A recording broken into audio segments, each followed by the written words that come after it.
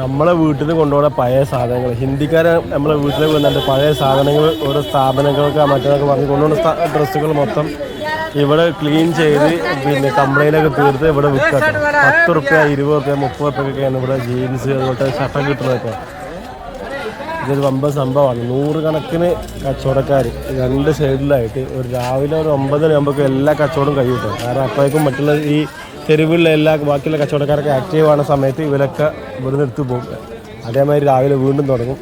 ഇങ്ങനെ സ്ത്രീകളും അതുവരെ പിന്നെ പുരുഷന്മാരടക്കം ഭയങ്കര സെറ്റപ്പുള്ള പരിപാടിക്കാണ്.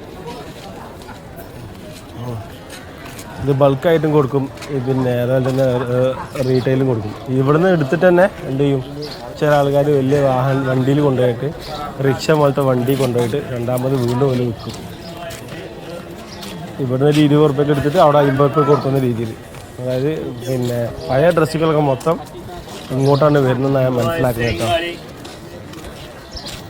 രാവിലെ ഒരു 6-7 മണീൻ്റെ സമയത്തുള്ള കച്ചവടം ഒരു 8-9 മണി ഇത് ഉണ്ടാവും. ഓക്കെ, ഇത് കാണാനൊരു കാഴ്ച തന്നെ കേട്ടോ.